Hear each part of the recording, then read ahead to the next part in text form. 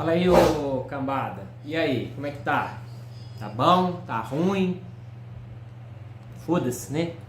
Olha, hoje eu vim falar de um tema que me deixou muito... Como é que diz? Muito ansioso, muito satisfeito, muito perplexo, que é a respeito desse livro do Nietzsche aqui, ó, que é O Nascimento da Tragédia.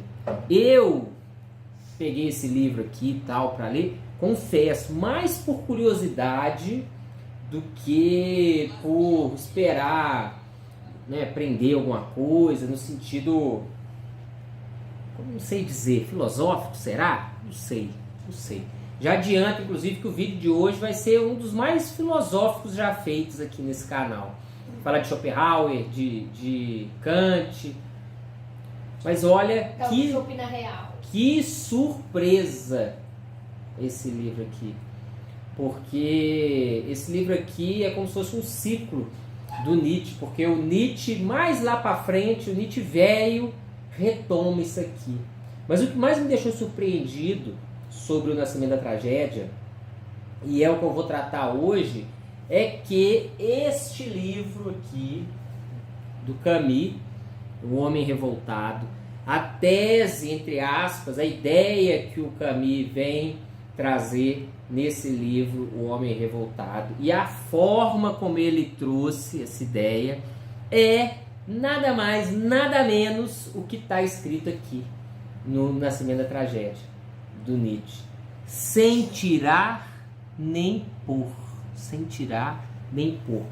Se você conhece O Homem Revoltado do Camus e gostou da ideia dele, o que ele diz, a conclusão dele aqui, você é nietzschiano.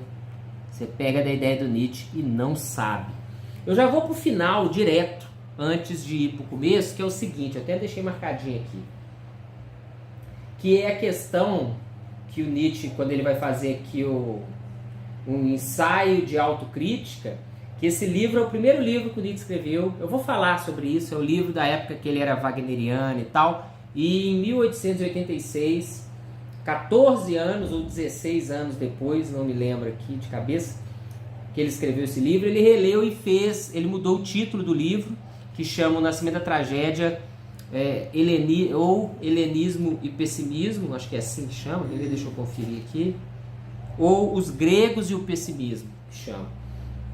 E nesse ensaio de autocrítica ele diz o seguinte, ó: já no prefácio para Richard Wagner, a arte, e não a moral, é designada como atividade propriamente metafísica do ser humano. E aí vem, quem conhece O Homem Revoltado do Nietzsche vai falar assim, o quê? Olha só o que o Nietzsche fala.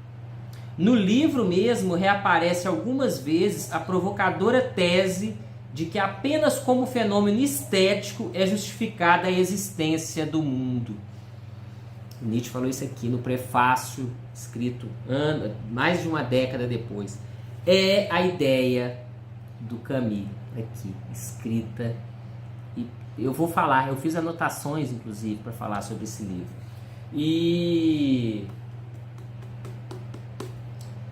esse livro, incrível que pareça, que eu pensava que era um trabalho de filologia e uma exaltação ao Wagner ali, esse é mais um dos livros profundos do Nietzsche. E qual que é a profundeza que tem nesse livro do Nietzsche? Que é o que ele vai retomar ao fim da vida. A crítica da ciência, a crítica do socratismo, na verdade. E a identificação, o diagnóstico de que estamos na bosta como estamos, que é o que o Camus fala aqui, por conta do socratismo. Somos filhos do socratismo e é preciso superar esse socratismo. Lógico que nesse livrinho do Nietzsche, o primeiro que ele escreveu, querendo cantar loas ao Wagner e ao movimento wagneriano lá na Alemanha, esse livro é cheio de defeitos. O próprio Nietzsche fez aqui um ensaio de autocrítica e desceu o malho naquilo que o livro tem a ser descido o malho, naquelas ingenuidades e tudo que nós vamos falar aí. Mas a essência do que está escrito aqui, puta que pariu, tá aqui, ó, esses dois livros aqui, ó, são iguais, é o mesmo livro, é o mesmo. a mesma estrutura. Cara, vamos lá. Eu não vou falar muito sobre o Homem Revoltado hoje, tá? Quem sabe num futuro.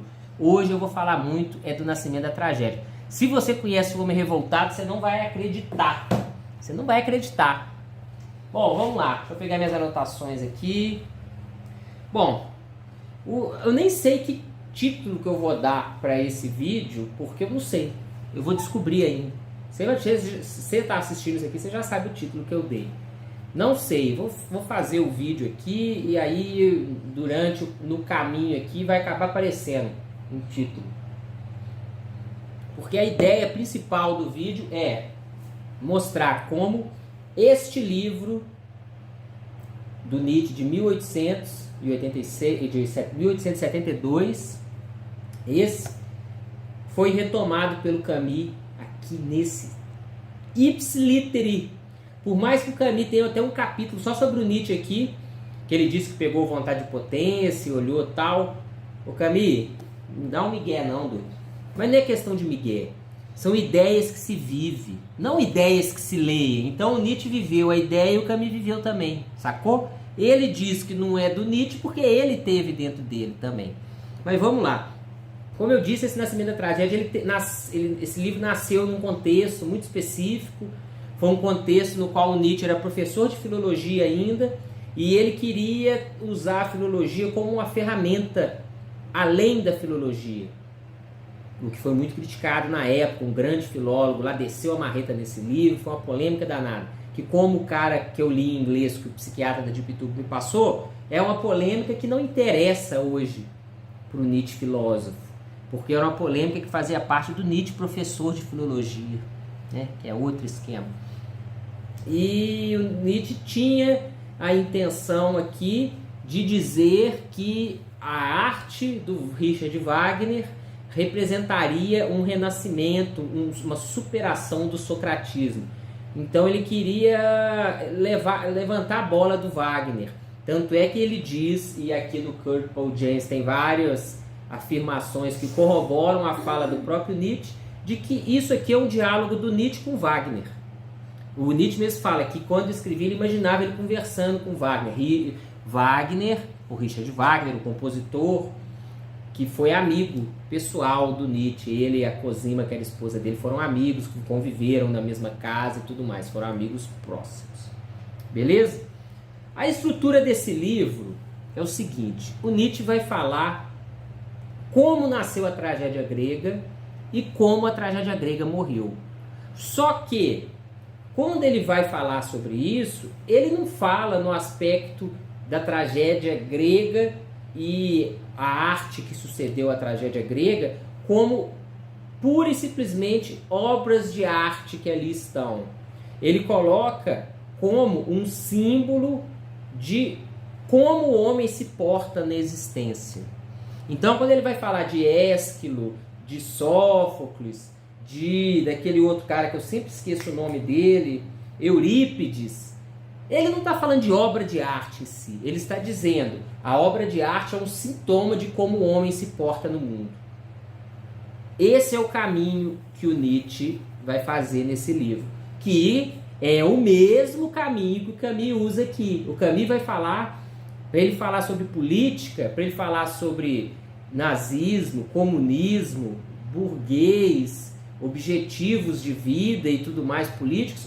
Esse amiguinho aqui, o Camus, vai falar de Lautréamont, Baudelaire, vai falar sobre o movimento artístico, vai falar sobre o Dostoiévski e outros. Ele vai falando de arte para depois chegar para falar do Karl Marx e tudo mais aqui e chegar na conclusão dele, o Camus. O mesmo caminho que o Nietzsche fez. E da mesma forma, o Camus também ele pega aqui querendo falar sobre isso. A forma de ser do homem representada na arte. A arte como um sintoma de como o homem se porta no mundo.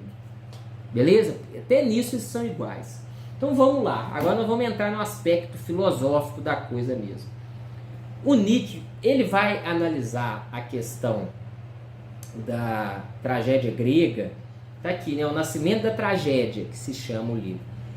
Para ele tratar disso, antes de eu entrar no conceito, e nem conceito nas dimensões dionisíacas e apolíneas, antes disso, a gente tem que partir do pressuposto que ele coloca, que é inclusive uma crítica que ele faz, que esse livro é um tanto quanto metafísico, idealista, que ele parte daquela noção do Kant, que depois é retomada pelo Schopenhauer de maneira diferente, e ele fala de Kant, fala de Schopenhauer aqui no livrinho, que é a distinção da coisa em si e do fenômeno. Para conceituar a coisa em si, fenômeno, para ficar fácil, tem um cara aqui que ele escreve o pós-fácil, e o pós-fácil desse livro não é do Paulo César de Souza, é do André Luiz Mota Itaparica, que escreveu o pós-fácil desse livro.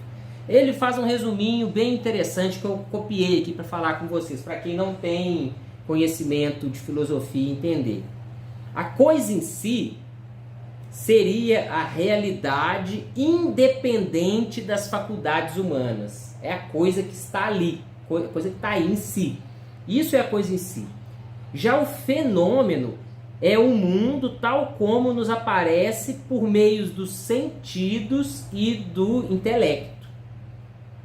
Vocês entenderam aí? A coisa em si é o material do qual as nossas sensações, o nosso sentido sensorial e o nosso intelecto, no caso do Kant aí vai ser a noção de tempo e espaço, se eu não estou enganado, capta isso.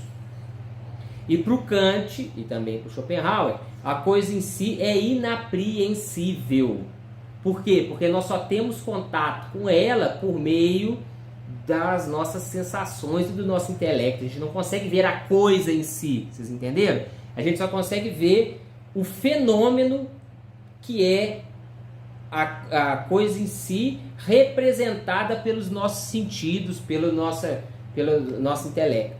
Sacou? Diga-se de passagem, uma coisa que eu tinha que ter falado e me esqueci, não por acaso nesse livro tem um pedaço do sobre a verdade e a mentira no sentido extramoral, que na época que esse livro foi editado pela primeira vez aqui no Brasil não tinha uma tradução independente desse texto que hoje tem, e eu não tenho ainda, eu tenho só em PDF aqui, mas nesse livro tem, porque esse livro, o sobre a verdade e a mentira no sentido extramoral, que foi escrito nessa mesma época, aliás, escrito não, ditado pelo Nietzsche para a mãe dele, que ele estava na época cego, não conseguia escrever, trata desse mesmo assunto.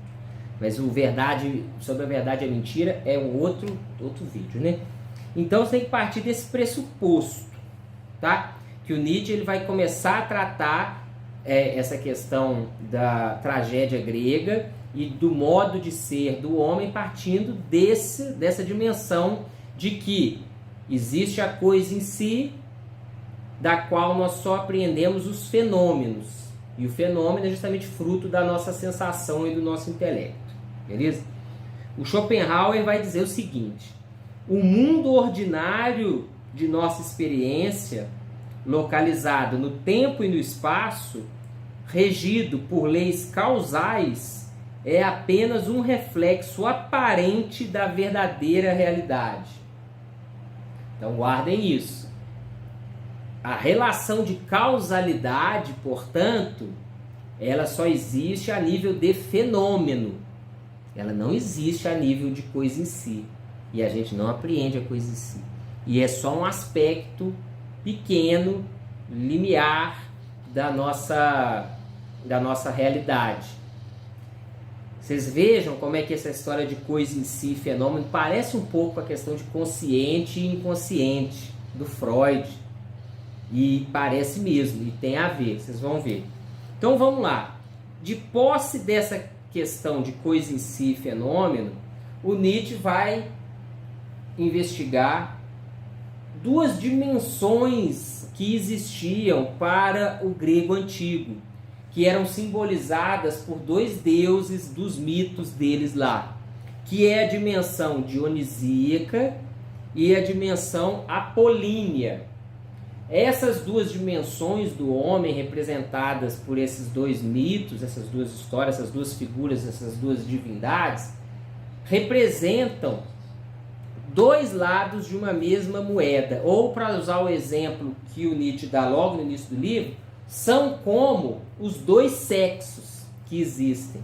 São completamente diferentes um do outro, têm dimensões completamente diferentes, estão em guerra um com o outro, mas estão sempre em busca de união.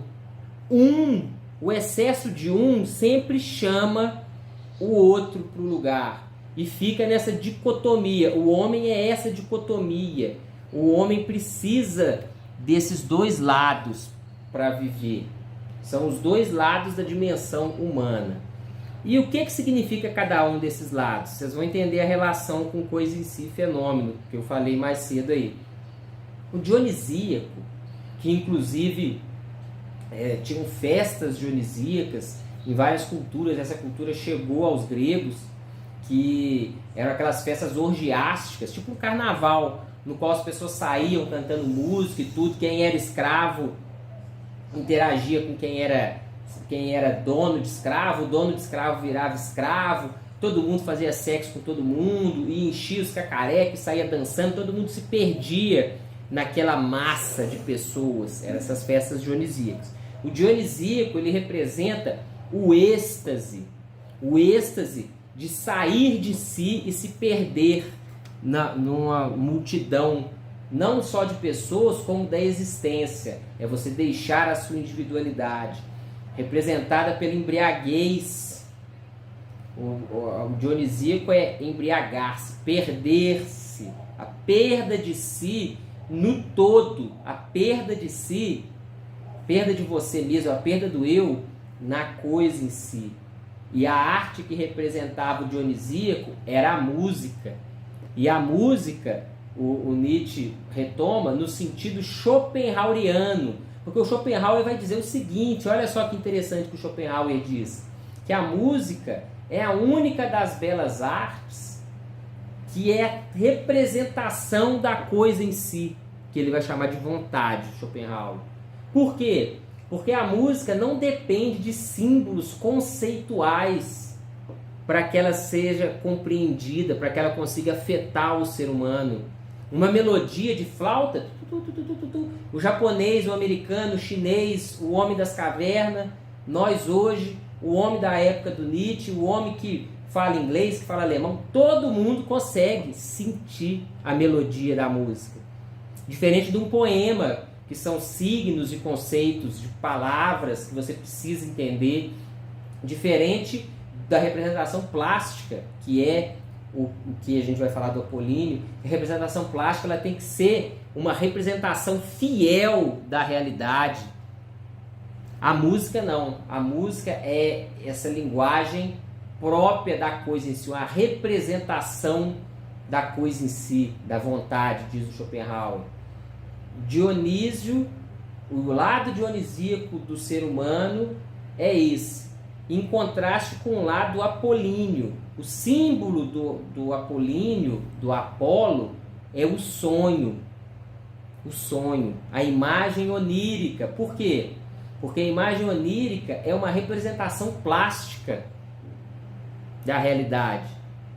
O Nietzsche até diz de uma maneira interessante, é o fenômeno do fenômeno, porque despertos nós temos uma ilusão, uma representação ilusória dos nossos sentidos em relação à realidade, porque a gente não enxerga a coisa em si, a gente enxerga os fenômenos que são fruto da interação da coisa em si com as nossas sensações, o nosso intelecto.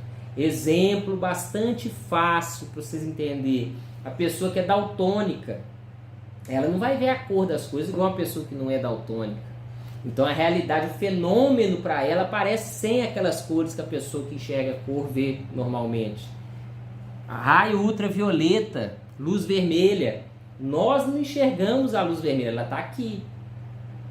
A nossa apreensão da coisa em si, nós não temos a sensação para sentir a luz vermelha.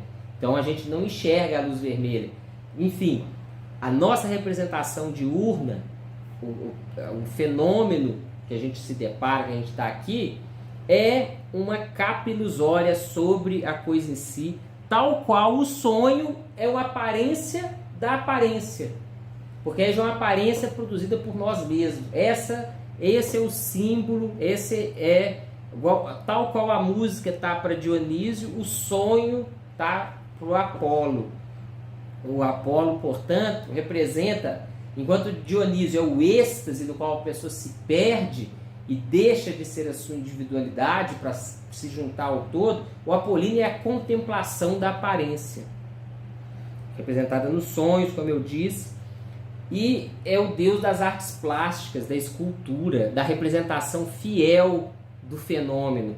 E por isso o Apolíneo tem a ver, ao contrário do êxtase dionisíaco, o Apolíneo tem a ver com a individuação. Porque o Apolíneo, com o seu foco no fenômeno, na aparência, ele é aquele que, com a ilusão, vai fazer com que você se difira, você fique diferente da coisa em si. Ele é o que representa a aparência, o fenômeno. Ele é que causa o fenômeno, ele é que individualiza. Ao contrário do Dionísio, que é a perda de si na coisa em si, o Apolíneo é a criação de si perante a coisa em si, o fenômeno de si mesmo. É a bela ilusão, o eu como fenômeno.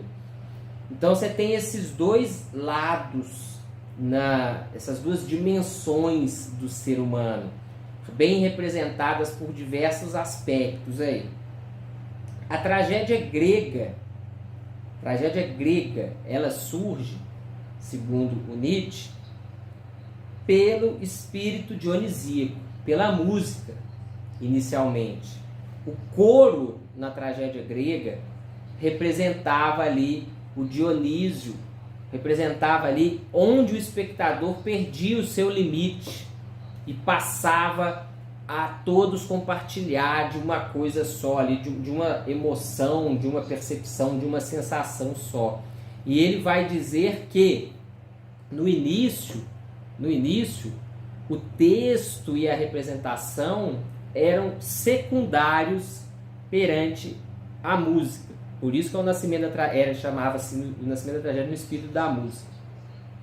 A tragédia grega, ela evolui de tal forma, ela vai se desenvolvendo de tal forma, até que ela consiga juntar esses dois lados, essas duas dimensões humanas. Ele vai dizer que a importância dos dois juntos, ou em combate. A percepção era intuída, sentida, perde seu lugar. Ah, tá. Por quê? Qual que era a grande questão aí? A tragédia grega, ela passou a incorporar ao coro, à música, a questão do apolíneo, no seguinte sentido, do cenário, do ator, do texto que era ali desenvolvido, igual, por exemplo, o Sófocles do Édipo, né? A gente só tem o texto hoje, infelizmente, né? A gente sabe como era o coro, como era encenado a tragédia, a gente só tem o texto da tragédia. Juntou-se essa questão da música, do coro, com a questão da imagem, do texto, e era a junção dessas duas coisas, desses dois elementos, que faziam com que o espectador da tragédia grega, dessa época, essa tragédia, sentisse, intuísse aquilo que estava sendo passado. A tragédia grega era um espetáculo de sensação, de intuição, de percepção que não passava pela consciência necessariamente. Era um fenômeno no qual aquele que era espectador ali sentia o que estava acontecendo. E para quem não sabe, a tragédia grega, a clássica e a tragédia grega, era muito interessante no sentido de que o destino daqueles heróis já era carimbado do início. E o que se assistia é que mesmo que ele tentasse fugir daquele destino ia lá e pela própria fuga do herói, né, do herói trágico, ele acabava caindo justamente naquilo que tinha sido traçado para ele. A história do Sófocles, lá do Édipo, é bastante interessante a respeito disso. E diga-se de passagem, o Nietzsche ele dá uma interpretação interessante para o Édipo, falando que aquele que desvenda os segredos da natureza é cobrado com o peso da natureza de ser desvendada. Certas coisas não podem ser desvendadas. Diz que essa é o grande, entre aspas, bem aspas, lição do Édipo Rei. Aquele que desvendou a esfinge não era para ser desvendada, não é coisa de homem desvendar a esfinge. O peso desse conhecimento pesa contra o herói trágico. Mas enfim, da tragédia grega, o importante para o que a gente está dizendo aqui é que ela era expressa de forma intuitiva. Ela era expressa em forma de sentimentos, seja por meio do êxtase dionisíaco, seja por meio da contemplação apolínea. O grande ponto-chave que tem que ficar claro aqui é que, diferente do que os manuais de filosofia falam, não é que o dionisíaco era inconsciente e o apolíneo era racional. Não, não é isso. Nenhum dos dois são racionais. São dimensões humanas que passam pelo inconsciente. Um é o êxtase da perda de si mesmo perante o todo do universo, e o outro é o êxtase, e o outro é a percepção, a intuição de contemplar um fenômeno, de se iludir, de deixar-se guiar pelo fenômeno, pelo sonho. O sonho como um elemento plástico, a percepção plástica da coisa em si. A tragédia grega, ela tinha esse aspecto intuitivo. A pessoa ia lá e sentia, intuía o que estava acontecendo. Diferente de quando veio, acho que é comédia que chama, eu esqueci o nome, não anotei, o Eurípides. Porque quando veio as peças de Eurípides, a percepção já não era mais intuitiva, era explicada. E, dias de passagem, criou-se até moral da história. Se você for ler, hoje só tem como ler, né? Se você for ler o Édipo Rei do Sófocles, não tem uma moral da história. Não tem lá, não vai explicar, olha, não tente conhecer a natureza, senão você vai se fuder. Lá não tem, olha, não procure mulher, porque pode ser a sua mãe, você pode ter matado seu pai. Não tem moral. Aquela é a história, você é julgado ali, você que tire lá suas conclusões, se é que vai tirar alguma conclusão. Já o Eurípides já é diferente. Quando veio o teatro de Eurípides, antes de começar, tinha uma figura que ia lá e explicava, olha, fulano é pai de ciclano, que é de Beltrano, vai acontecer isso, isso e aquilo, tarará, perorô, piriri, pororó. Era explicado antes de se encenar. Essa explicação fazia parte da encenação. E a dinâmica que se acontecia durante o teatro, eu vou chamar assim, né? Durante o teatro do Eurípides, já não era mais sobre Deus e sobre essas questões, eram pessoas comuns conversando fiado, e cuja solução no final era dada por um negócio chamado Deus Ex Machina, que era um tipo de personagem que simbolizava um Deus, que ia lá e dava uma solução, dava um desfecho por palavra. Então, aquilo que antes era percepção musical e plástica, passou a ser discurso racional, uma história baseada na fala, na história em si. Antes a história era só um pedaço daquele todo, que era a música, a percepção visual. Com Eurípides passou a se focar no texto, na moral da história, na lógica do que é, o que não é. E isso o Nietzsche identifica como um sintoma do socratismo, do Sócrates. O Sócrates foi o primeiro indivíduo, o primeiro teórico, ele vai ter um nome que ele dá aqui, que eu escrevi lá aqui para frente, que quebra com o esquema apolíneo e dionisíaco, por meio da indução da racionalidade como a solução dos males da existência, do mundo. O Sócrates tem aquelas falas dele clássicas, né? Que são entre elas, apenas o sabedor é virtuoso, ou seja, para ser virtuoso é preciso saber. O mal é fruto da ignorância, o mal é fruto do erro, o erro é fruto do desconhecimento. Ou seja, se você conhecer, não vai ter erro. Se você conhecer, não vai ter mal. E aí vem, né, a conclusão disso tudo, que é, para que algo seja belo, então, tem que ser sensato, tem que ser racional. Esse modo de enxergar a vida humana influiu e matou a tragédia grega. Quer ver? Vamos lá. Aí vamos citar agora o Nietzsche. Eu vou fazer várias citações aqui, beleza? Tá tipo um trabalho de faculdade, essa porra. A primeira delas está aqui, que eu estou dizendo. Assim, Eurípides, como escritor, é sobretudo o eco de suas percepções conscientes. E justamente isso lhe dá uma posição tão notável na história da arte grega. Porque ele foi o primeiro a partir da ideia do Sócrates para poder construir os textos dele. E aí, continuando. O que Sófocles disse de Ésquilo, que este fazia o certo, mas de forma inconsciente, certamente não condizia com a visão de Eurípides, que poderia considerar apenas que Ésquilo, porque criava de modo inconsciente, fazia o que era errado.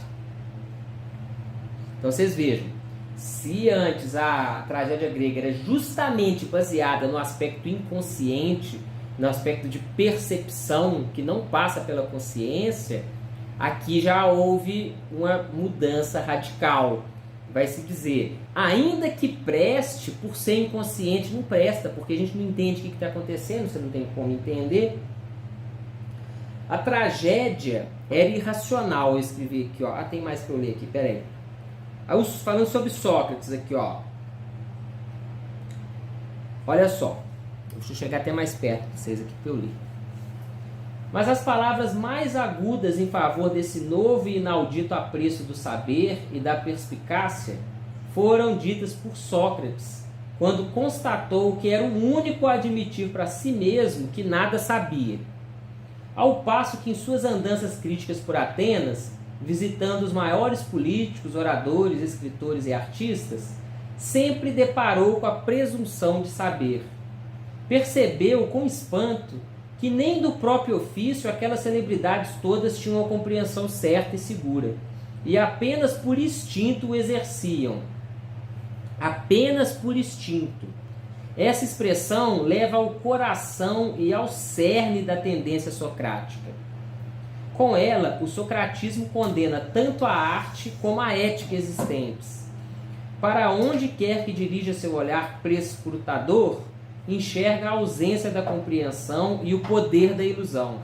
E dessa ausência deduz o caráter intimamente avesso e reprovável daquilo que existe. Com base nesse único ponto, Sócrates acreditou dever corrigir a existência.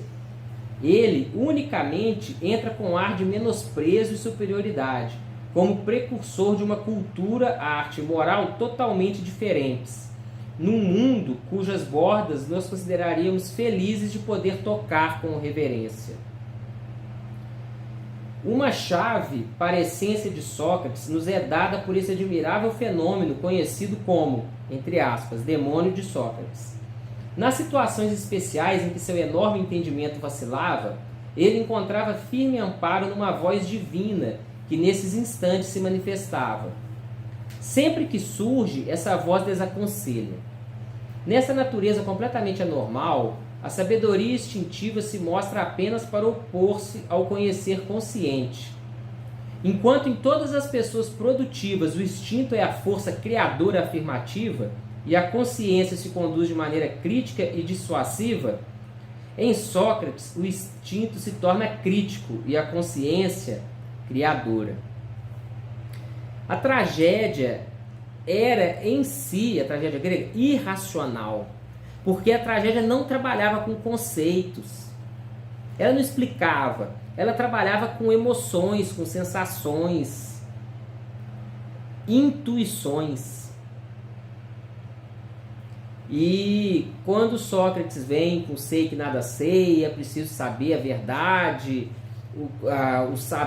a virtude é saber, o mal surge pela ignorância, pela incompreensão, ele quebra essa arte grega da intuição e tudo, porque essa arte vai passar a não dizer mais nada.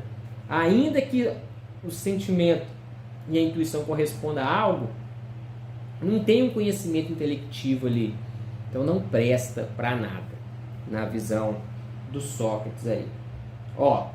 Nietzsche, né? Não, o Sócrates que está dizendo que como a arte trágica é intuitiva, não é conceitual, ela não tem valor, porque não tem conhecimento algum nela, ela é ignorante. Vamos ler o Nietzsche aqui, Na visão de Sócrates, porém, a arte trágica não parecia sequer dizer a verdade, entre aspas, sem contar que se dirigia àqueles, entre aspas, sem muito discernimento, não aos filósofos, portanto, duplo motivo para dela se manter afastado, segundo o Sócrates, porque o Sócrates vai dizer, a virtude é saber. Se essa arte é feita intuitivamente, por improviso, não tem valor nenhum. Isso piora o humano, porque está afastando o ser humano do conhecimento. Portanto, a nova forma artística, segundo Sócrates, vamos ler o Nietzsche aqui de novo, é o seguinte, a nova obra artística aí, o Eurípides e a nova, eu esqueci se é comédia grega que chama, eu não me lembro o nome. Nela, o pensamento filosófico sobrepuja a arte e a obriga a apegar-se ao tronco da dialética. A tendência apolínea assume a forma do esquematismo lógico. Já notamos algo correspondente em Eurípides e também uma transposição do dionisíaco em afeto naturalista. Sócrates, o herói dialético do drama de Platão, nos lembra a natureza afim do herói euripidiano, que precisa defender seus atos com argumentos e contra-argumentos. E nisso, frequentemente, arrisca perder a nossa compaixão trágica. Pois quem não perceberia na essência da dialética o elemento otimista, que se rejubila a cada conclusão e pode respirar somente na fria consciência e claridade? Tendo-se introduzido na tragédia esse elemento otimista, tinha de cobrir suas regiões dionisíacas e levá-la inevitavelmente à autodestruição, até o salto de morte no drama burguês. Basta lembrar as consequências das máximas socráticas. As máximas socráticas: virtude é saber, só se peca por ignorância, o virtuoso é feliz. Nessas três fórmulas básicas do otimismo está a morte da tragédia. Pois então o herói virtuoso teve de ser um dialético. Então teve de haver uma ligação necessária, invisível, entre virtude e saber, crença e moral. A justiça transcendental de Ésquilo foi rebaixada ao raso e insolente princípio da justiça poética, com seu habitual Deus Ex Machina. E o Deus Ex Machina que o Nietzsche está falando, justiça poética, é o seguinte: no Eurípides acontecia a história lá, e aí igualzinho no SBT, quando o SBT ia acabar as novelas e punha, em vez de passar o resto da novela, isso, Eurípides punha a explicação. Deus Ex Machina era um deus que aparecia num carrinho, tinha uma figura lá na época que os gregos usavam lá, que o Nietzsche explica. É a decadência da Grécia? É a decadência da Grécia. Decadência da Grécia, ela falou tudo. Sócrates como o primeiro decadente. Nietzsche fala isso. Decadência da Grécia. O Eurípides fazia assim. Aí o Deus aparecia num carrinho lá e falava: olha pessoal, como fulano fez isso, a vida dele tornou-se não sei o que, e acabou-se assim, assim, assado. É isso que é o Deus Ex Machina. Tem um quezinho de sair nos históricos, né? Tem demais! Seja bom, Tem muita coisa dos estoques nisso aqui, com certeza que tem sim. O Nietzsche até fala aqui. Mas vamos lá. Continuando aqui, eu parei na página 81. Muito interessante é uma questão que o Nietzsche coloca aqui, de como que os extremos levam ao seu oposto. Porque ele fala que mesmo o Sócrates, olha que interessante, mesmo o Sócrates, quando ele esteve preso, antes dele tomar cicuta lá e tal, ele relatou para os prisioneiros que ele tinha um sonho recorrente, e que recorrentemente ele sonhava com uma deusa que falava com ele assim: Sócrates, você devia estudar música. Sócrates, você tem que aprender música. E olha só o que o Nietzsche tira dessa fala aqui, ó. Aquelas palavras da aparição nos sonhos foram um único indício de dúvida por parte de Sócrates sobre os limites da natureza lógica. Talvez, ele deve ter dito a si mesmo, talvez o que não me é compreensível não seja simplesmente ininteligível. Talvez haja um reino da sabedoria do qual o lógico esteja banido. Talvez a arte seja inclusive um correlato e suplemento necessário da ciência. Olha aqui que o Nietzsche fala, que bonitinho. Mas realmente, o Sócrates sonhou essas paradas e falava. Olha para você ver a visão que o Nietzsche... Talvez era assim, um Sócrates avisando, né? Lá no fundo, o consciente dele falando, cara... Sossega, cara, larga isso pra lá. Quer dizer, cara, a lógica não resolve. A lógica não resolve tudo. A lógica não resolve tudo, tem mais aí. E essa questão da música que ele está falando aqui, é porque eles eram completamente anti-música, anti as coisas. Não é à toa que o Platão tem aquelas falas de muito sérias e pesadas de música. Até eu vi a professora Lucelena fazendo um vídeo outro dia aí de negócio de música, que a música é vibração, não sei o que. Eles tinham muito medo dessas paradas por conta do contexto que o Nietzsche colocou muito bem aqui. E aí, meus amigos, vem o negócio que eu queria dizer aqui que eu tinha me esquecido. O Nietzsche vai dizer que o Sócrates é o protótipo do homem teórico. E agora nós vamos entrando aqui no vamos ver e no onde vocês vão perceber que esse livro, Nascimento da Tragédia, é o homem revoltado. Aliás, o contrário, né? O homem revoltado do Camus é o Nascimento da Tragédia. Puta que pariu. Agora a gente vai começando a construir aí. Quem conhece das coisas já começou a ligar um pontinho no outro aí. Porque qual que é o grande ponto-chave aqui, antes de eu entrar nas citações do Nietzsche? O Sócrates, quando ele diz que conhecimento é virtude, que o mal é fruto da ignorância, por que o Nietzsche está chamando isso de discurso otimista? Porque ele está querendo dizer, há uma solução para o mal, é só conhecer. Se não tem solução para o mal ainda, é porque a gente ainda não conhece, nós temos que conhecer. O conhecimento salva, o conhecimento livra do erro, a ignorância é a causa dos males. Isso subentende-se que há cura para os males, é possível curar. Coisa que a tragédia, nos seus aspectos dionisíaco e apolíneo, não pregavam para o ser humano. O que eles pregavam era: a vida é forte, o ser humano é foda. Mesmo sabendo, o Édipo foi lá e fez, e viveu. Essa era a intuição que se tinha diante... Exatamente, Sísifo, outra tragédia grega. É tipo Sísifo, exatamente. Que era a aceitação da vida como ela é. Isso é que queria dizer. A força daquele que vive a vida como ela é. E o Nietzsche, ele trata num aspecto muito interessante isso, porque ele está partindo, como eu disse aqui nesse livro, do pressuposto do Kant e do Schopenhauer. E o Schopenhauer, ele tem um questionamento muito interessante, que é: por que o ser nosso, o devir, não se mata? O que prende o ser vivo na vida, sabendo que ele vai sofrer, vai morrer, vai se lascar? Esse era o questionamento. Que, diga-se de passagem, cá entre nós aqui, o mito de Sísifo do Camus não está longe desse tipo de questionamento. Tá vendo como é que o Camus conversa com o Nietzsche? Sim.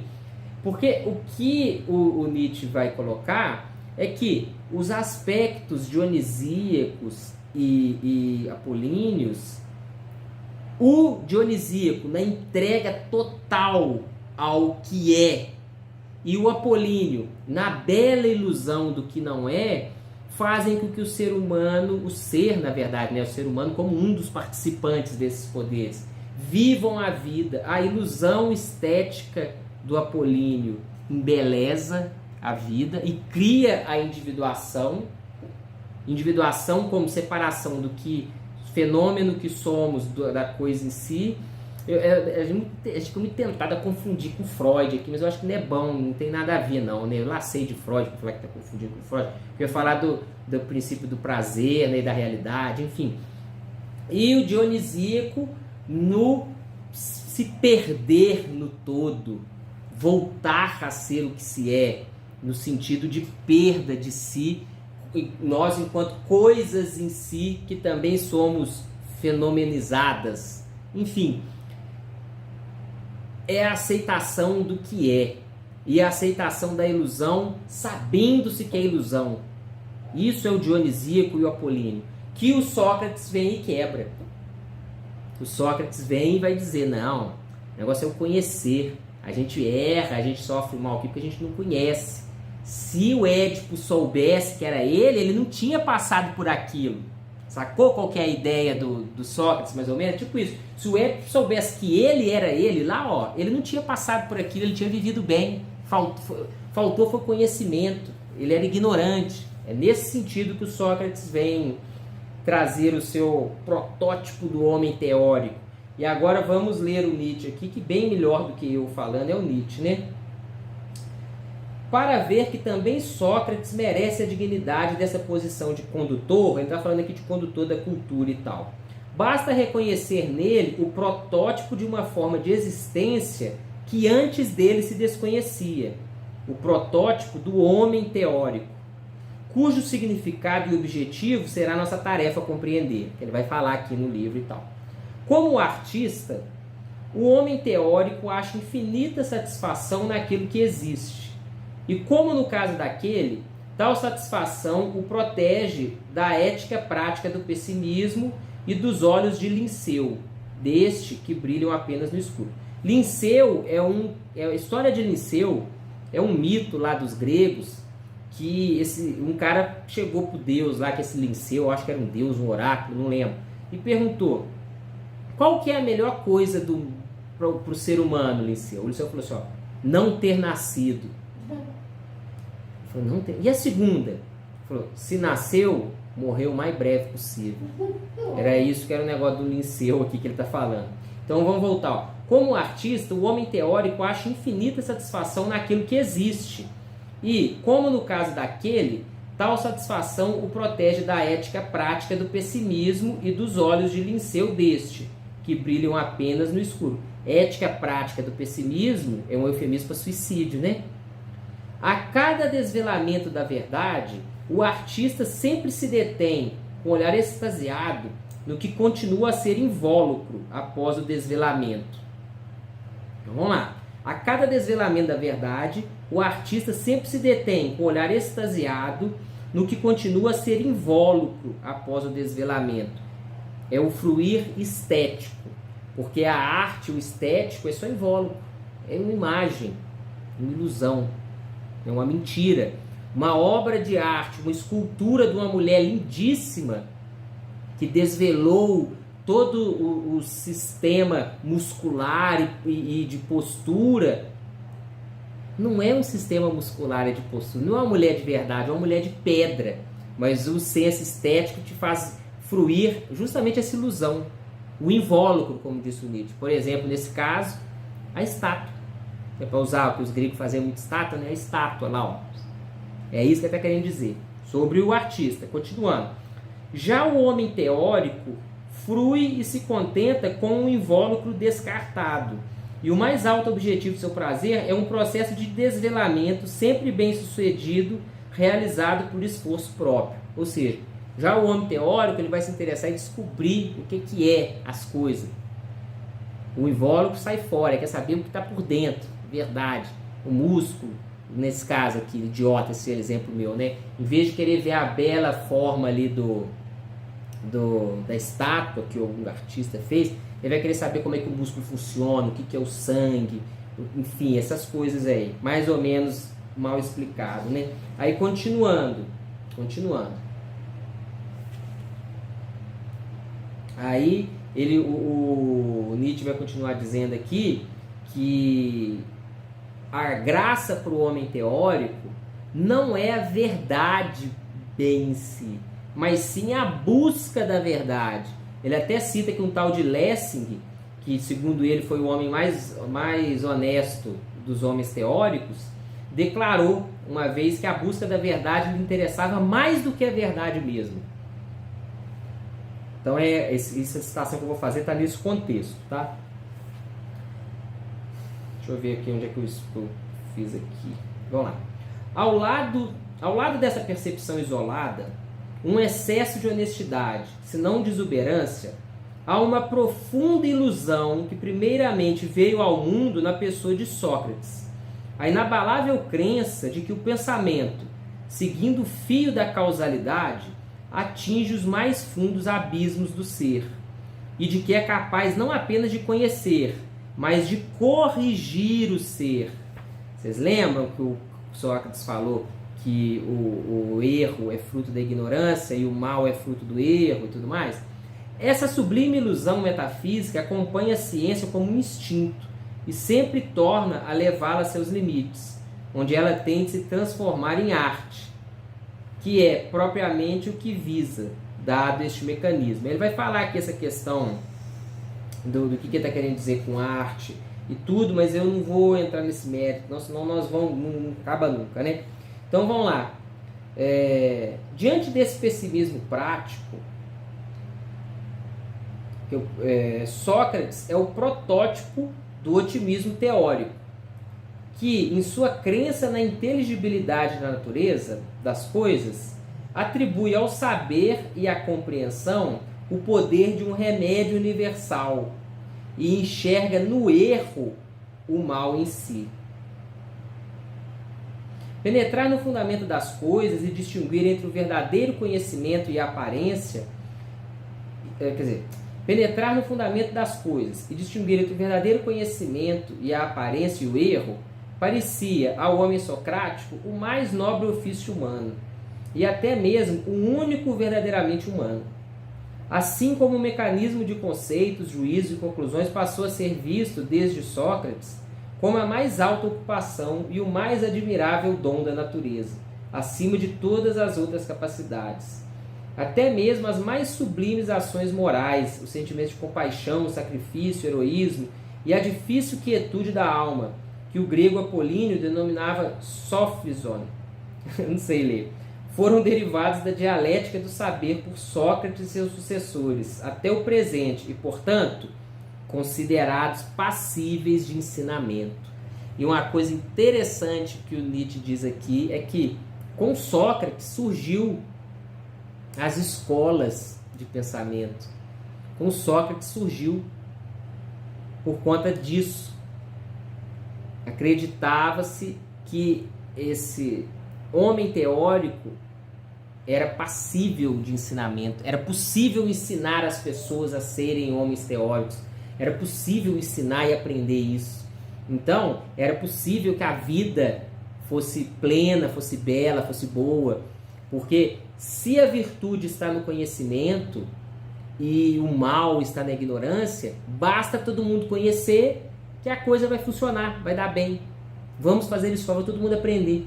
Esse é o princípio das ideias aí, que, como bem lembrou o Nietzsche, muito bem lembrado, proliferou em escolas, né? Começou-se aí a questão das escolas gregas, tantas teve, né? Platão, Aristóteles, Epicuro, a Estoá, que Dona Clarice lembrou ali, os cínicos, os sofistas, e por aí vai. Enfim, agora chegamos aqui dessa questão do socrático ao espírito da ciência. Olha só, espírito da ciência, o que o Nietzsche quer dizer com isso?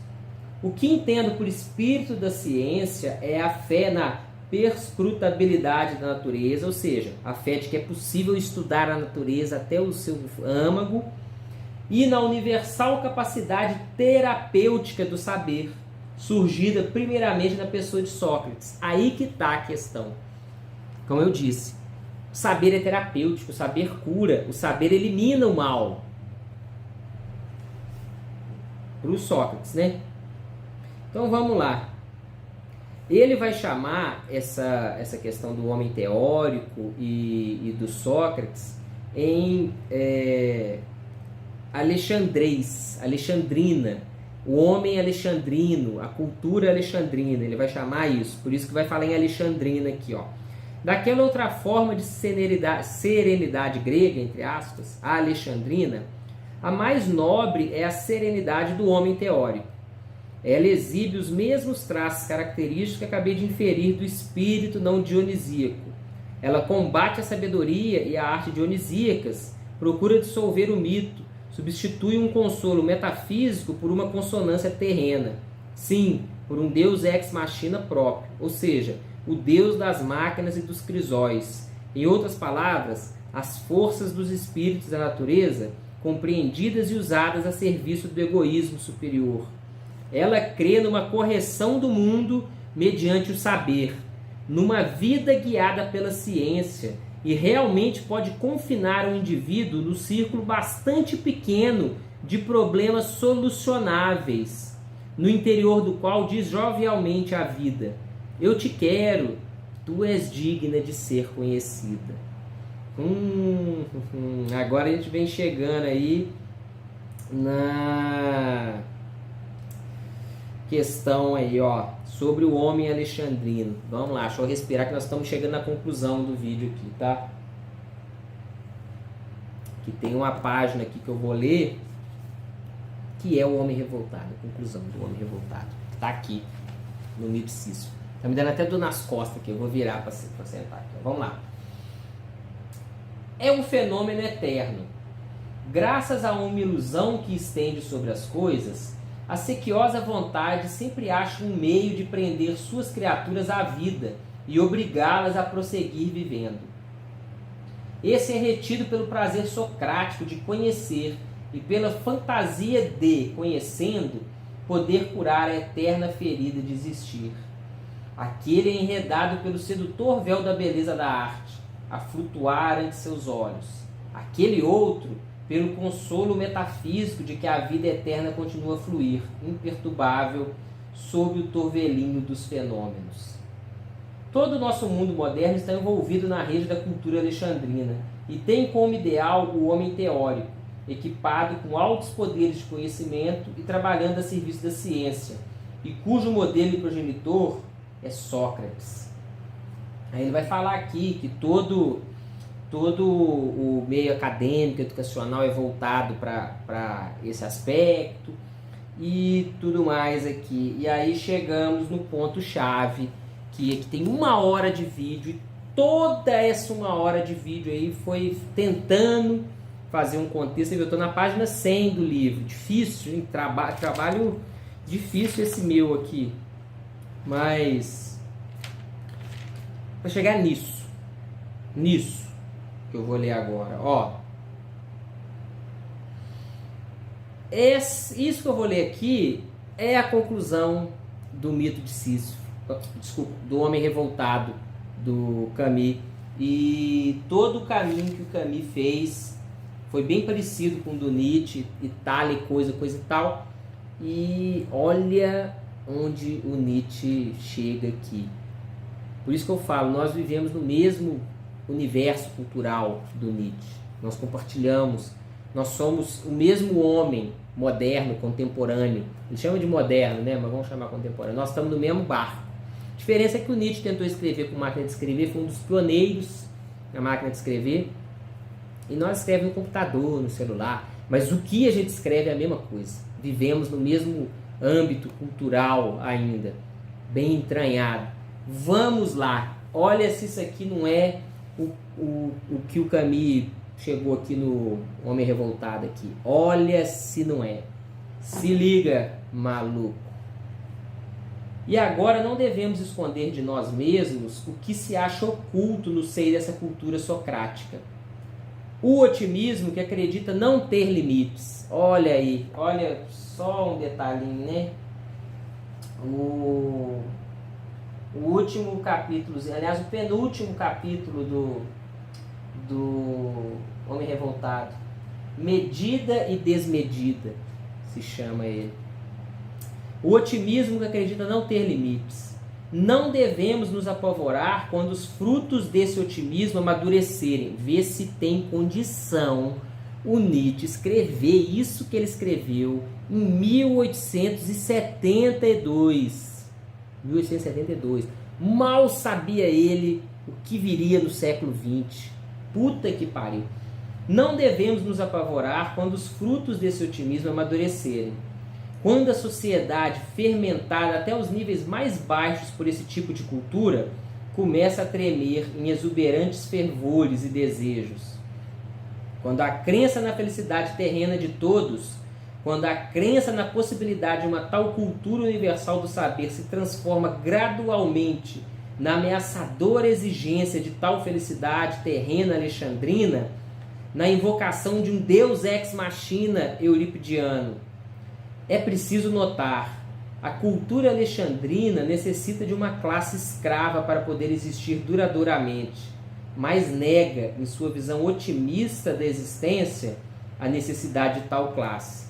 E por isso caminha para sua horrível destruição, quando suas sedutoras e tranquilizadoras palavras sobre a dignidade do homem, entre aspas, e a dignidade do trabalho, entre aspas, deixarem de surtir efeito.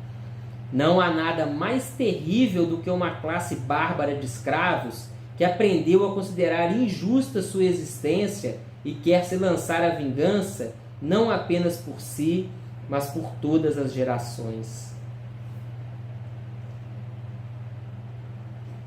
Vocês entenderam aí o que o meu amigo Nietzsche quis dizer com isso?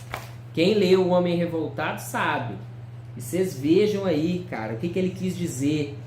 A cultura socrática, a cultura que ele está chamando do homem teórico alexandrino, que ensinou que basta conhecer para resolver todos os males, que basta você seguir a racionalidade para se resolver, de repente se depara com a dura realidade. Exatamente.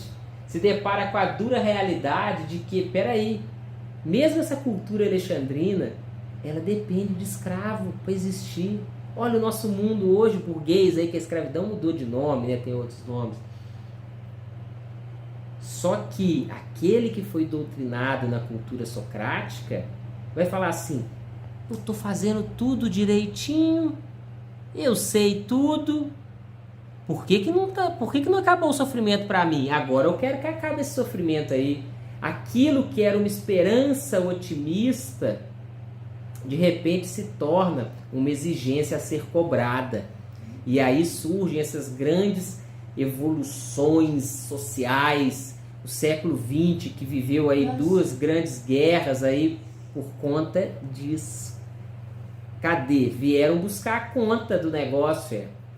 Não se ensinou que o conhecimento é virtude, que o conhecimento liberta? O Camus, no Homem Revoltado, é muito interessante. Eu sei que eu fico usando esse termo interessante, mas é. Porque ele pega esse raciocínio do Nietzsche no Nascimento da Tragédia e joga, inclusive, para o mito cristão. Ele coloca o mito cristão, quando é dogmatizado, ele cai justamente pelos valores cristãos. Quando se julgou moralmente Deus caiu, acabou a crença no cristianismo. A moral cristã matou o Deus cristão. Porque começaram a questionar, mas peraí, e essas crianças morrendo aí? E esse povo que se lasca? Só justo os pobres que se fodem e o pessoal que é ruim que se dá bem. Se Deus é isso aí, eu sou contra Deus. Quem vai falar, né, dos Lautréamont e aquele movimento literário francês do século 17, 18 ali, que foi as primeiras derrocadas, as primeiras manifestações de Deus está morto, vamos dizer assim, apesar que a moral se manteve. Esse é que é o grande sacada que o Camus pegou, que o Nietzsche já falava, né? que o conceito de Deus enquanto ente metafísico foi derrubado, mas a moral cristã continuou. Inclusive Deus foi derrubado pela própria moral cristã. E todo esse movimento, a conta está sendo cobrada agora. 2.500 anos de socratismo, agora está começando a ser cobrado. Agora o povo, as pessoas, o populacho, a massa, o rebanho, começa a dizer, mas eu fiz tudo certo? Cadê o meu quinhão que não vem? Por que o sofrimento não acabou? Não era isso?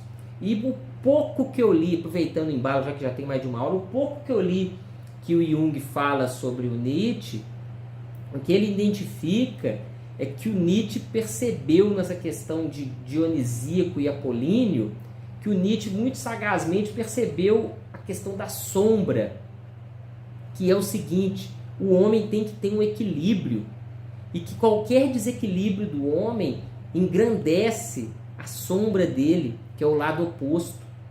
Se você vai muito para um extremo, você sem saber está fortalecendo o outro extremo, que vai cobrar a sua presença, porque nós somos feitos de tudo. A gente não pode privilegiar um lado só em detrimento de outro. E o que o socratismo alexandrino fez foi justamente isso. Quando você pega os livros do Nietzsche maduro, quando ele vai acusar a questão do niilismo e a questão do ser humano ser um bicho triste, tudo é por isso. O socratismo alexandrino, que depois foi herdado pelo cristianismo, e que o Camus vai colocar muito bem que o comunismo foi uma herança do cristianismo, o cristianismo laico se chama comunismo, tá aqui no livro aqui, ó. Por isso que o pessoal fala que esse livro não presta, que o Camus não vale nada. Justamente matou o lado animal do homem. E no sentido que o Nietzsche diz aqui, que depois ele revogou, né, ele não compactuou mais com a ideia que está aqui, que é a ideia metafísica, o ser humano perdeu o contato com a coisa em si, perdeu o contato com o ser uno primordial, como ele chama nesse livro aqui, e passou a viver só da aparência, só da ilusão. O ser humano precisa da ilusão, mas essa ilusão tem que ter um substrato no realidade das coisas, vamos dizer assim, no fundo primordial das coisas. O ser humano se divorciou dali e com isso se adoeceu e tudo mais. E o Reich vem a dizer, você vê que esses livros todos conversam um com o outro, pessoas tão diferentes, né? Freud, Reich, Camus, Nietzsche, o próprio Schopenhauer e o Kant, quem diria? Ah, meu Deus do céu. Então, voltando aqui na minha anotação aqui, qual a conclusão do Nietzsche? O Nietzsche vai mostrar aqui nesse livro que o Kant e o Schopenhauer apontaram os limites da ciência no seguinte sentido. O Kant e o Schopenhauer vão dizer, olha, a causalidade só pega no fenômeno. A causalidade não tem absolutamente nada a ver com a coisa em si.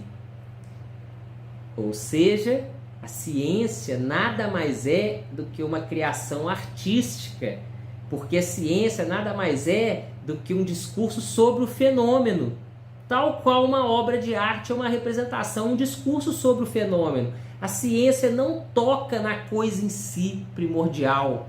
A ciência é só um discurso sobre o fenômeno. É um assunto que ele vai desenvolver de forma melhor e já sem essa linguagem kantiana e de Schopenhauer sobre a verdade e a mentira no sentido extramoral. Mas o que ele está querendo dizer aqui é, na visão do meu amigo Nietzsche, que depois vai ser reforçada pelo Reich e pelo Jung, pelo pouco que eu sei, o ser humano é mais inconsciente do que consciente. Você dar ênfase à consciência, à racionalidade humana, você está castrando, emasculando, adoecendo o ser humano. Todos são manifestações sobre o fenômeno, a obra de arte e a ciência. Mas a obra de arte permite com que aquilo que é mais humano do humano se manifeste, tenha vida, tenha voz. Você focando só na racionalidade, você está sufocando a grande parte do que é o ser humano, que é racional também, que é a ilusão também, o conceito também. Aí volto no que o Jung falou, você não pode dar ênfase muito num lado, porque você se lasca. Você tem que saber dosar o equilíbrio disso aí, né? Aí eu marquei aqui página 101, deixa eu ver o que está escrito aqui no 101. Aí o Nietzsche vai dizer uma coisa muito legal, que com Kant e Schopenhauer, com essa constatação de que a causalidade pertence ao mundo dos fenômenos e não atinge a coisa em si, a verdadeira essência da realidade, vamos chamar assim, ele vai dizer que com esse conhecimento é introduzida uma cultura que ouso denominar trágica. Sua característica mais importante é que a sabedoria toma o lugar da ciência como objetivo supremo e, não se deixando enganar pelas sedutoras distrações das ciências, volta-se com olhar firme para a imagem total do mundo. Nesta, buscando apreender com amor compassivo o sofrimento eterno como seu próprio sofrimento. E aí ele dá faz uma implicação moral nisso aí, quer ver? Que ele vai dizer assim, ó: imaginemos uma geração a crescer com essa impavidez do olhar, com essa inclinação heróica para o descomunal. Imaginemos o passo atrevido desses matadores de dragões, a orgulhosa temeridade com que viram as costas a todas as doutrinas de debilidade desse otimismo, para viver resolutamente na plenitude. Não será necessário que o homem trágico dessa cultura, tendo educado a si próprio para a seriedade e o horror, deseje uma nova arte, a arte do consolo metafísico. Deseja a tragédia, e piriri, pororó, parará, piriri. Vejam, nesse diapasão aqui, o objetivo desse livro é bastante esdrúxulo e o próprio Nietzsche atesta isso e fala isso, e é uma grande desilusão da vida dele, quem conhece a história dele, é que ele dizia que o Richard Wagner e a cultura alemã seriam esse novo ressuscitar da cultura trágica grega, esse retorno ao homem no seu aspecto irracional, inconsciente, intuitivo, contra o aspecto socrático, alexandrino, que o Sócrates ali veio e o cristianismo pegou e desenvolveu e tal. Uma ideia bastante idiota do Nietzsche, bastante pueril, mas que veja como que muitas das vezes na nossa vida a gente enxerga um objetivo e, na verdade, o caminho até aquele objetivo é muito mais importante do que o objetivo em si. Com um objetivo bobo desse, o Nietzsche escreveu essas pedradas desse livro aqui. Independente do que Richard Wagner foi, ou deixou de ser, ou era, a ideia que o Nietzsche tem aqui é muito interessante. Essa crítica ao que ele chama de socratismo é o que o Camus vai dizer aqui, que culminou nos regimes totalitários aí do século XX, o fascismo, o nazismo, o comunismo, a revolução burguesa aí, né? Essas pataquadas. O Nietzsche já tinha dito isso lá no século XIX. E o interessante é que ambos, Nietzsche e Camus, têm a mesma concepção de que a existência se justifica de forma estética. Interessante isso, não é moral, não é biológica, nada disso. A existência é um fenômeno estético. O Nietzsche diz aqui, com uma fundamentação filosófica bastante profunda, bastante forte, bastante interessante, porque ele parte do Kant e do Schopenhauer.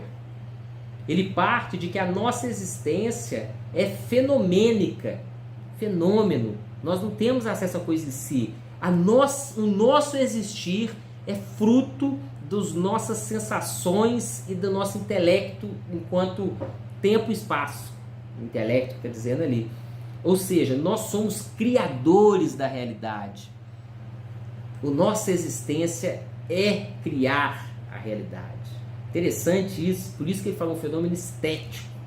nesse sentido. O Camus já parte de um pressuposto meio Bukowski, de que você tem que ter estilo, força. E até, muito interessante, olha eu falando interessante de novo, que o Camus coloca como epígrafe do livro um negocinho do Hölderlin, da morte de Empédocles. Que Hölderlin, que é o poeta preferido do Nietzsche. E Empédocles, que é um dos grandes aí que o Nietzsche considerava. Talvez por ser fã do Hölderlin, né? Que é aquela frase clássica, tão bonita, né? E abertamente entreguei meu coração à terra séria e doente. E muitas vezes na noite sagrada prometi amá-la fielmente até a morte, sem medo, com a sua pesada carga de fatalidade, e não desprezar nenhum de seus enigmas. Dessa forma, liguei-me à fatalidade por um elo mortal. E detalhe, né, que tem aqui no Hölderlin, e não desprezar nenhum de seus enigmas. Não é desvendar nenhum de seus enigmas, é não desprezar. Os enigmas estão aí, não vão ser escondidos nem revelados. O enigma, cara, enigma. Você já parou para pensar que essa existência é um grande enigma? O que você estava fazendo antes de você ter nascido, hein? Vem falar que você era alma, não. Mas aqui, para encerrar, só para fazer um contrapontozinho muito interessante, que o Nietzsche aqui ficou claro, né? Que ele fala, inclusive, no Ensaio de Autocrítica. Ele fala. Aqui, ó, vamos lá, eu vou ler aqui de novo e vou ler o que o Camus fala aqui. O Nietzsche diz aqui, cadê? Nietzsche diz: no livro mesmo reaparece algumas vezes a provocadora tese de que apenas como fenômeno estético é justificada a existência do mundo. Está escrito aqui, na Segunda Tragédia. Aí o Camus diz assim, ó: Nietzsche podia recusar qualquer transcendência, moral ou divina, dizendo que essa transcendência constituía uma calúnia ao mundo e à vida. Mas talvez haja uma transcendência viva, prometida pela beleza, que pode fazer com que esse mundo moral ilimitado seja amado e preferido a qualquer outro.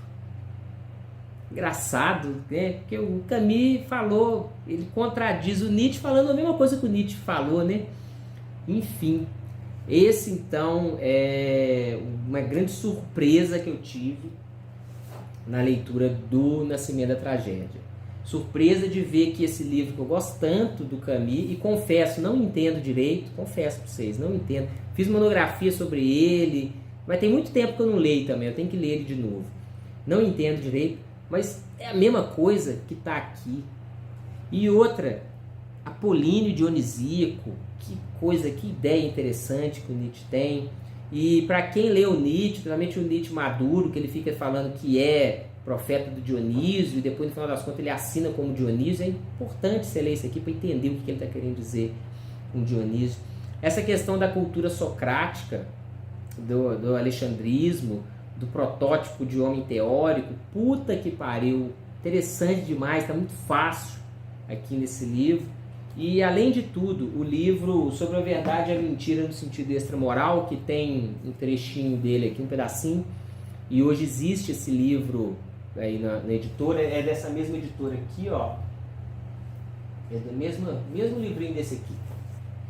Esse daqui, vocês estão vendo aí, é a Filosofia na Era Trágica dos Gregos. Tem uma coleção dessa coleção com sobre a verdade e a mentira no sentido extramoral, tem ele aqui, que eu li em PDF, mas eu vou comprar ainda o livro. Trata sobre isso, inclusive essa questão do fenômeno e coisa em si, né? Ele faz aquelas viagenzinhas de filosofia bem interessantes sobre qual é a percepção real da realidade. Existe percepção real? Porque se você for um pássaro, é de um jeito, se você for um verme, é de outro. Se você for um ser humano daltônico, é de um jeito. Qual que é real? Não existe. A realidade é percebida, é perceptível, ela é percepção, você não tem como desassociar uma da outra. Mas aí são assuntos, né, para outros trabalhos, outros livros aí. Surpreendi demais com a leitura do Nascimento da Tragédia, que eu não conhecia, só tinha lido e lido bobagem a maioria das vezes. E fica aí um convite. Se você gosta de Camus, lê esse livro, cara. Lê esse livro. Se você gosta de Freud, lê esse livro. Se você gosta de Reich, lê esse livro. Se você gosta de Jung, lê esse livro. Se você for bosta, não lê esse livro não, tá? E é isso. Tchau pra vocês aí. Espero que tenha sido proveitoso essa conversa. Um vídeo mais filosófico, né? Quem diria? Tinha muito tempo que não fazia, se é que eu já fiz algum, né? Então é isso. Muito obrigado pela companhia aí. E eu vou acabar de tomar o meu vinho. Eu já fiquei 1h20 falando, tá?